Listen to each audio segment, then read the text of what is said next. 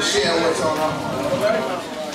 First of all, I really want to thank the pastor and the deacons of this church for being who they are. Y'all need to give a huge applause to your pastor and your deacons.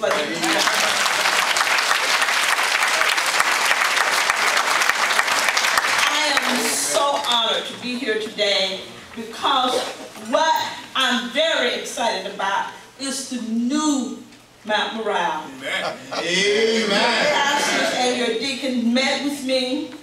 I looked at the plan, and when it is finished, this is another economic development for this community and this city. Now, I just want to talk to you about a few things that's going on in this community. So you have heard it from the council member.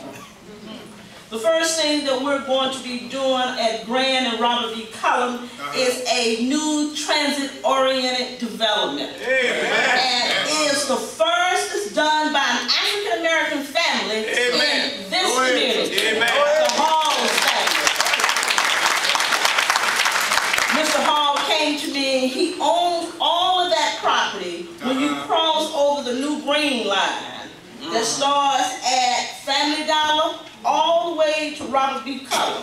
He owns all the property around McDonald's. He came to me, Mrs. Davis, council member, can my family develop on that property? Why not? And the only thing that he needs, and this is old money, y'all, it's hard to find old black money. Old black money. And the only thing that he needs is $400,000 from the city of Dallas. Unheard of in this day and time for an African-American family to want to build. It will be retail at the bottom and it will be living at the top. Now, we're going to do the first phase of that. Then if you do well, we're going to do 4 phases of transit-oriented development. Now, all of you know Diane Ragsdale. Ms. Ragsdale owns a nonprofit organization that I used to work for before I became a council member, Inner City Community Development Corporation. It is at Spring and Hatcher.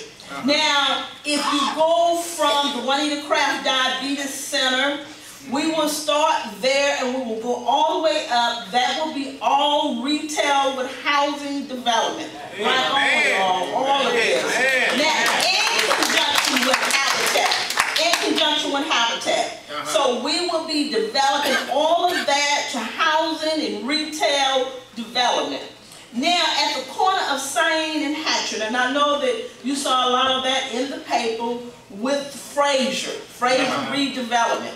That will be the second transit-oriented development in this city. It's at Sain and Hatchet. That will be the largest as well. We're talking about retail, we're talking about development, we're talking about trying to bring in a small Walmart as well. So as we move forward,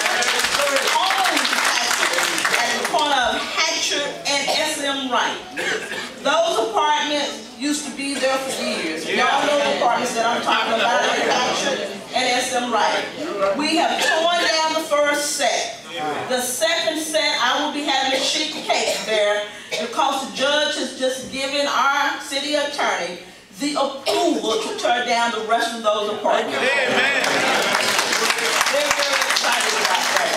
I will be changing the landscape of that to mixed urban retail development because we're going to make that a really nice rooftop, big top retail development. Very, very excited about that. Then we are going to be changing SM Wright Freeway. We're waiting on the Federal Highway Commission to give us the okay. SM Wright will be at grade. It will not be in highway anymore. Now, Dead Man's Curve, all of you know what Dead Man's Curve is. Dead Man's Curve will be at grade. When we put SM Wright on the ground, it will be a boulevard. It will no longer be a highway. Now, I'm working with Linda Cook, my council colleague. She is the chair of NTTA, And we will take that SM right, we will connect 45 with the Trinity River. All of this is a part of the Trinity River corridor. So that development, after we get approval from the Federal Highway Commission, we will start on that in 2016-17. But I also will be working with the Black Contractors Association to ensure that we have some African American and Latino brothers to work with us as we develop this type of project. Giving us an opportunity to also be in the bank. And as we move forward, there will be a new middle school on Grand and Malcolm X, where you see all of that fence that's wrapped around from Grand all the way to Lamar is the new Billy Day Middle School. Amen. So that will be coming. And then, the last but least, we will continue to build. We're building new homes at South Boulevard. That will be about 16 what they call zero lot line houses. But they're going to be extremely, extremely nice. Then Mount Rail. This would change the face because we're looking at, I met with the pastor and we talked that we want to talk about the prayer garden. I love it. I think it's needed. We're going to give it another facelift here. And so I'm very, very excited about this church. Stand in this community. I live right around the corner, and I'm not going anywhere because I love sunny South Carolina. I love it. And so I'm here as a council member to do the very best that I can to make a difference in this community. Thank you so much.